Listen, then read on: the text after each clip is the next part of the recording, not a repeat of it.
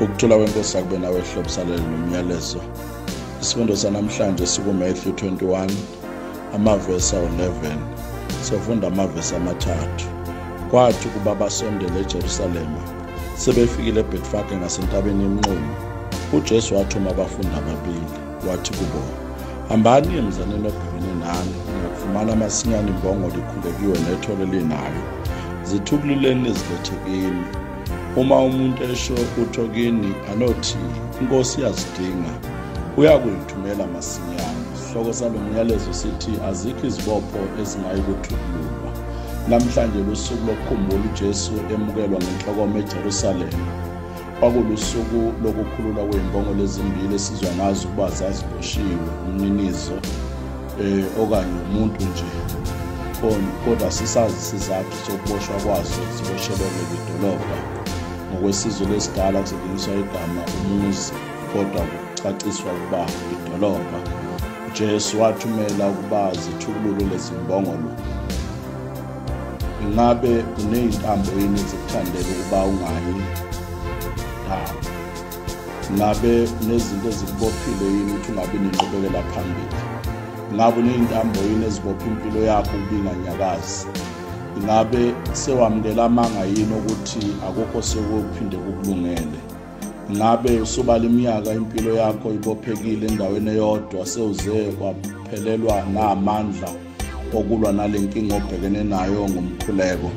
Kodwa namhlanje uma kwakwenzeka ukuba kuthukululwe imbongolo kwizibopho ezayiboshwe ngazo, izothi nakuwe azikho izibopho ezingayikuthukululwa. Noma ngabe uboshwe ngandlelani, kodwa nakulezo zibopho zothukululwa. uJesu wangena ngenhlokoma eJerusalema. Ngena kwakhe kwadinga ukuba kufezeke isiprofete esamiswa ngaphambili ukuba kuyokwenzeka lokho, bangene egibele ithole lembongolo, isilwane sinokuthula. uMariya uke wangena ethwelwe imbongolo eBethlehem ekhulelwe uJesu. Namhla sifunda ngayo imbongolo ithwele uJesu engene eJerusalema andulela ukuya eKhalvari. Lelithole lethula uJesu Kristu engumesiya wabantu. Nathi simele ukuveza okufanayo ngoJesu, ukuthi nguye yedwa ogcotshelwe ukuba isizwe zonke isindiswe ngaye. Sonke simele ukuveza uJesu kwinkambo yethu, ekukhulumeni kwethu, nalapho sikhona emphakathini nasemndenini yethu. Sonke simele ukuba kuvele uJesu, kungaveli thina, kodwa kaningi kuvele thina kunokuba kuvele uJesu. Imbongolo kwiBhayibheli kukhulunywa ngayo amahlandla angu-142. Ngesikhathi uJesu esakwisiqu sobumvelo bethu, imbongolo yayingeyona yabantu bonke, kodwa yayingeyalabo ababonakala bephumelele empilweni. Ngaphambi kokuba uJesu angene eJerusalema, uJesu wathuma abafundi ababili abangabalulwa ngamagama ukuthi kwakungobani, ngoba yalela ukuba baye edolobheni bothola imbongolo ikhulekiwe nethole linayo. Wathi zithukululeni zilethe kimi. Verse 3, uma umuntu esho utho kini anothi inkosi iyazidinga, uyakuzithumela masinyane. Umbuzo ovukayo othi uzifunelani uJesu lezi zimbongolo? Uma eseqedile ukuzisebenzisa zophinde ziboshwe na? Akuphindwanga kwakhulunywa ngazo, ngoba okwazo kwasekufeziwe okulicebo likaNkulunkulu ngesikhathi esasinqunywe uNkulunkulu. Nawe ungafuni udumo noma sesedlulile isikhathi sokusetshenziswa uNkulunkulu, ngoba bakhona babambelele kwiposition abake basetshenziswa kuyo uNkulunkulu, noma uNkulunkulu engasabadingi bekuleyo position. Nawe nanjengalezi mbongolo singasezwa lutho ngazo, woqikelela ukuthi ungahlali endaweni uNkulunkulu angasekho kuyona, kodwa woba la uNkulunkulu ekulindele ukuthi ube khona. Okokuqala engifuna sikhulume ngakho kulo myalezo, verse 2, konke okubophe umzali wakho kubophile nawe. Ivesi lesibili lithi wathi kubo, hambani niye emzaneni obhekene nani, yakufumana amasinyane imbongolo ikhulekiwe nethole linayo. Konke okubopha umzali wakho ukubophile nawe. Kubuhlungu uma intambo oyikubophile ikubophe ngefindo elaziwa umzali esikhundleni sokuba umzali abopheke kanye nawe. Kubuhlungu uma intambo ekubophile iyakubophela ndawonye ifindo layo laziwa umzali. Ngicela ukugcizelela lokho kuba libuhlungu ifinde eliboshwe umzali elibophela ingane yakhe. Sikwinkathi lapha imindeni ingasabumbene, nozwano lungasekho, kwehlukanwa njalo, kunama-divorce njalo, iy'ngane ziyiphilela ngakodwana, sekuze kunanesisho esekungathi kuyisisho esifanele ukuba ixoxo nexoxo liyazigxumela.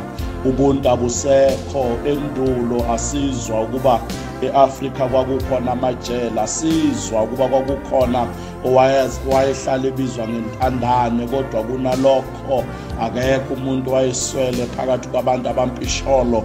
Yikho kwakwenza ukuthi uma umuntu umsizile, ayikho into embi ayophinda ayenze kuwena. Kwakunokusizana, kulekelelwana, kuvuswa ubuntu kubantu.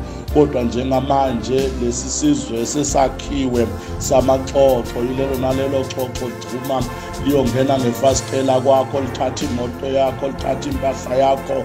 Lelo nalelo xoxo likubona uphikelele emsebenzini, likuphange yonke impahla yakho, liqede likufake inhlamvu noma likugwaze ngomese, ngoba sekukhuliswa isizukulwane samaxoxo esingakwazi ukuba umuntu uyahlonishwa. Sekukhuliswa isizukulwane esingogombela kwesabo. Ngithi mina ubuhlungu ukukhuliswa kwesizukulwane samaxoxo, ukuthi ixoxo nexoxo liyazigcinela, ngoba ububi buningi obuvezwa yisizwe esingalawuliwe, isizwe esingenamthetho. Manje ngithi mina libuhlungu ifindo eliboshwe ngumzali elibophela ingane yakhe. Kunabantwana manje ngabe bakude nempilo, kodwa baboshwe amazwi akhulunywa ngabazali phezu kwempilo yabo. Kunabantwana angabe baphumelele empilweni, kodwa baboshwe ukuthakathwa umzali. Kubuhlungu ukuthakathwa umzali wakho angakufisela okuhle. Kubuhlungu ukuthi uhlele ekhaya kanti uzelwe umzali ohambe wayothwala nifa one by one, kanti uyazi ukuthi lo mzali nguye ohlabanela nezinyamazane zakhe ukuze yena abonakale emphakathini ngophumelele, engocebile. Libuhlungu lelo findo eliboshwa umzali, elibopha ngey'ngane zakhe, ulokhu uncipha nga-one by one umndeni, kanti ukuthula umuntu uyazi. Kodwa ngizothi noma kunjalo ungamzondi futhi ungakwenzi okubi umzali wakho, noma ngabe yini embi eyenziwa ngumzali wakho. Umzali nguNkulunkulu wakho wasemhlabeni, uphiwa amandla okubusisa nokuqalekisa. Kodwa noma kunjalo usuwazi ukuthi uthwele ngawe, usewazi ukuthi uthakathwa umzali owaphuma okhalweni lwakhe. Ngizothi kuwena namhlanje azikho izibopho ezingeke ukuthukululwa, noma ngabe kwakuphila umzali, kodwa ngizothi azikho izibopho ezingeke ukuthukululwa, ngoba uNkulunkulu unamandla okusikhulula kuzo zonke izibopho esiboshwa ngazo. Ngizomema wena namhlanje kulolu lusizo obhekene nalo lokuthi awulwazi uthando lomzali, uzibona impilo yakhe imile. Sibopho nesibopho, uNkulunkulu unamandla okusiqaqa, uNkulunkulu unamandla okukhulula kusona. Kuhle ukuboshwa nomzali kunokuboshwa ngumzali. Kuhle inhlupheko ukufice useduze komzali, ubopheke nomzali wakho, ngoba ekugcineni uNkulunkulu esenenzela okuhle. Lo mzali uyesulwa inyembezi, esulwa abantwana bakhe bebonga ukuthi baba nawe ma uyaba sikho kube la sikhona ukuba simbonanga nihlupheka kanye nathi nizincisha izinto enizithandayo, nenzela thina ukuthi sibe ngabantu. Yinhle ihlupheke kufica umzali wakhe eseduzane nawe, niboshwe nonke, kodwa ekugcineni uNkulunkulu ebesazi isikhathi sokuba nawo ukhululwa kanjani. uJesu uthi uma abafundi ukuba bayofika bathola imbongolo iboshiwe kanye nethole lakhona, kodwa bese beyakuthukulula, bangagcini nje ngokukubuka, bangagcini nje ngokungenzi lutho, kodwa kukhona okumele bakwenze. Verse 2, imbongolo iboshiwe nethole layo, imbongolo nje iboshiwe nethole layo ayiyaluzi, ibamba isizotha. Ngizothi umzali oboshwe kanye noKristu eboshelwa nabantwana bakuhle ukuboshelwa evangelini, boshelwe nezingane zakho. uNkulunkulu wenza amasu okuba kube khona okuhle okuvelayo. Yinhle into makuboshwa umzali eboshwa kuba konke athanda ukukwenza, kodwa izingane bese seyifunda ukuhlala eduze komzali. Umzali ongaboshiwe uyedlebeleka, nezingane zifunda ukudlebeleka, kodwa umzali oboshwe yizwi likaNkulunkulu nezingane ziyathoba eduze kwakhe, ngoba zifunda ukuthile ukuba ivangeli kuhanjwa ucinga kanjani kulona, kodwa ingane ezingakubonanga umzali eboshwe yivangeli zihamba nazo ekudlebelekeni, ngoba inkalankala ifunda kumzali wayo ukuba indlela yokuhamba ihamba ikekele. Verse 2, uNkulunkulu uma ubiza umzali abize nengane yayo. Ayikho ingane ebizwa eba nobizo umzali angabizwa. Ngakho nomzali uyabizwa. Kuke kwabizwa uManowa kwathiwa etshela ukuthi benomkakhe iziphi izinto kumele bangazidli, ngoba lokho kuzofika egcekeni labo kuyisibusiso esivela kuNkulunkulu uSamsoni. Ngakho-ke uma kuzobizwa ekhaya nomzali usuke ebizwe nengane yakhe, ngizothi kuwe umzali wakho, uma umzali unengane engumfundisi, ubizwe kanye nayo ukuba wena uhambe phambili, ube lifolosi lokuyikhulekela, ingakakhulekelwa umphakathi, ingakazikhulekeli nayo. Uma usuzwile kunesandla sikaNkulunkulu esiphezu kwayo, unomthwalo wokuhamba phambili, ngoba leli thole verse 3 labizwa kanye nonina. uJesu wayekusebenzisa, ungabukeli umntwana wakho umbukelele kude, obizweni lakhe ohamba kanye naye, umthwale ngomthandazo, ukwenzela ukuba izimpi zonke ezithi zoncwamana naye zincwamana naye, umthwele emphefumulweni wakho. Verse 4 to verse 6, lapho umzali yakhona nengane yalapho. Sikufunda kulesi sahluko, akuzange kube nzima ukuyiqhuba leli thole lembongolo, ngoba nonina wayeseduzane kwalo. John 19 verse 25, unina kaJesu akasukanga eduze kaJesu, wenza uJesu ukuthi akwazi ukuncenga azayofika eCalvary esithwele isiphambano, noma ngabe sasimsinda kanjani, kodwa ukubuka inyembezi zikanina, ukuzwa amazwi avela kunina, noma ngabe izwi liphuma linesibibithwane esivela kuMaria, kodwa kwamlekelela uJesu ukuncenga azayofika eCalvary. Lokhu kukhululwa kwembongolo nethole kungumfuziselo ukuthi uMaria la uJesu ezobewa khona, iso likaMaria lizobe likhona. Lapho uJesu evuka khona, iso likaMaria lizobe likhona. Noma engenamandla okuyithwalisa isiphambano, kodwa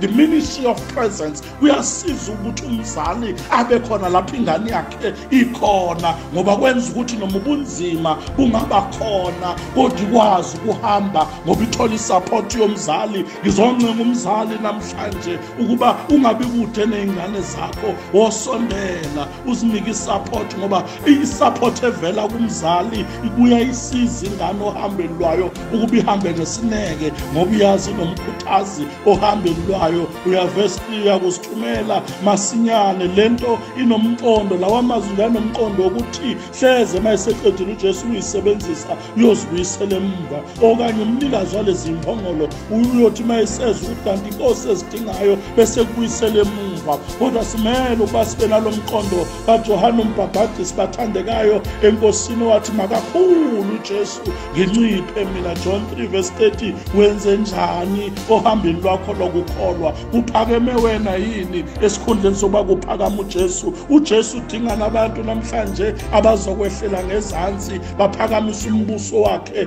Verse 7 to verse 9, sonke isibusiso esinikwa ingane sinikwa nomzali ngokunjalo. Le mbongolo elilithole lathi malidlalelwa, kodwa nonina wayehamba lapho ilokhuzana okundlalwe khona amasundu, wadlala amahlamvu ezihlahla, wadlalwa nezingubo, ngala ehamba khona ithole layo, nonina wayehamba khona. Sizothi asikho isibusiso esiyokwehlela enganeni umzali angakuthola okuhle okuvela enganeni. Sizothi nobunzima obehlela ingane, nonina umzali wakhe loyo obhekane nobunzima uyamchaphazela. Sizoncenga uvuso lwemindeni, sizoncenga uvuso lokusaphotana siyimindeni. Le ncwadi nje imele lokho ukuthi ayikho into edlula isupport evela kwabomndeni wakho, ngoba ukwazi ukulithatha ijoka kuhambeke ngenxa yesupport evela ekhaya. Kodwa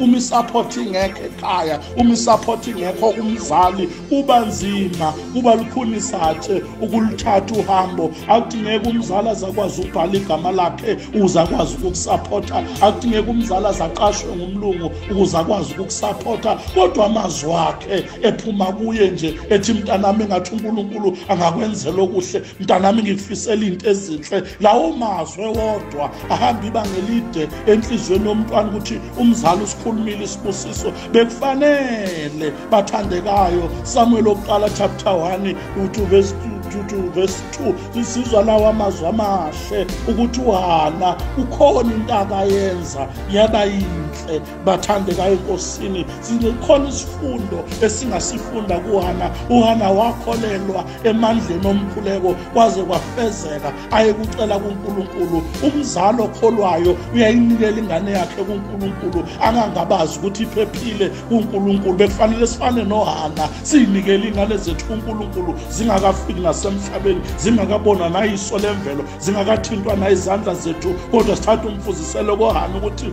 mntanami uyophila ukwipresence kaNkulunkulu. Umzali okholwayo ufisela ingane zakhe lokho okulicebo likaNkulunkulu ngazo. Umzali okholwayo uyalifeza izwi alikhulumile, ngoba uHana wathi esemtholile uSamuel wamyisa endlini kaNkulunkulu. Lithi izwi lenkosi unyaka nonyaka uHana wayetunga inguba yomembathisa yona uSamuel amgqokisa yona ukuba amkhonze uNkulunkulu esendlini kaSimakade. Kungeke nwenze njalo unyaka nonyaka, wembese ngomkhuleko ingane zakho zonke ukuba ziphumelele. Sengisho nale daba utshwala, sengisho nale ngasebenzi, sengisho nale dliwunga, wena udlule ekutheni sebebiza ngephara, kodwa uyembese isibusiso unyaka nonyaka njalo mawukhuleka. Kungeke ufane noHana owadlula ekutheni ingane yakhe ayikho egcekeni, kodwa wayibamba ngenhliziyo, wayibamba emthandazweni, wayibamba ngokuyenzela okuhle, akayidedelanga. Besingeke nisaba njalo, sihambe eduze kwey'ngane zethu ukuze ikwazi ukuqina,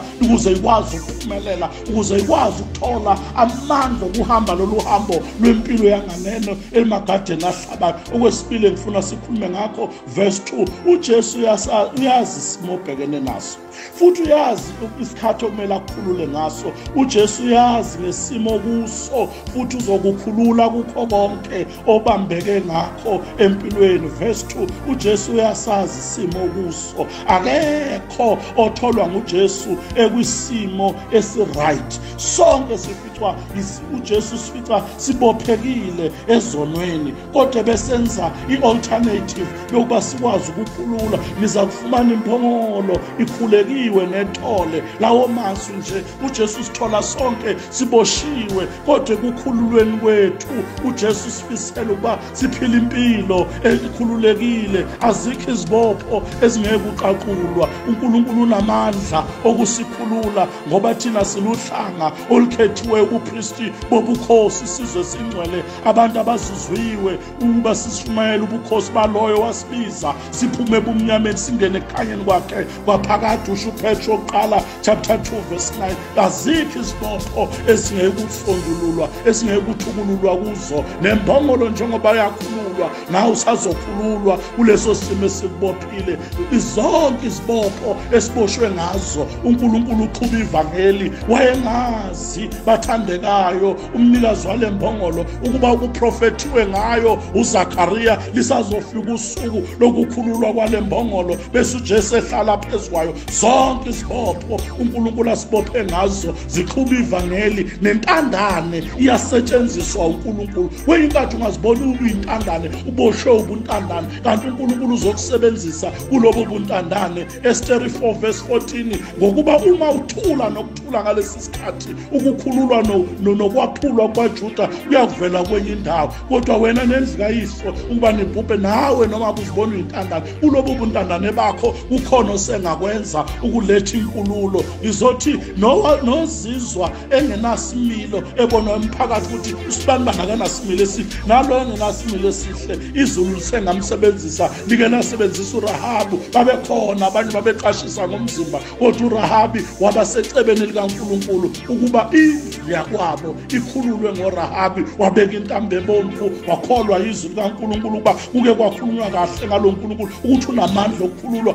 ngempela. Namhlanje uRahabi ubulibo lenkosi yethu uJesu Kristu. Ngathi zothi ngabantu abathathwa kancane emphakathini ngendlela abaphila ngayo, uNkulunkulu unamandla okubasebenza. Nababukelwa phansi emndenini, uNkulunkulu unamandla okufeza icebo lakhe ngabo. uDavide wayengathathwa notice emndenini wakhe, kodwa noJosefa wayengathathwa notice emzini wakwabo, kodwa uNkulunkulu walifeza icebo lakhe ngabo. Nohluphekayo odla imbuya ngothi, uNkulunkulu uyalifeza icebo lakhe ngaye. Sizwe ngomfelokazi owayephume yotheza, kanti uNkulunkulu sezofeza icebo lakhe ngalo mfelokazi. uNkulunkulu akabusiso kuzwile manje naphakade. Amen.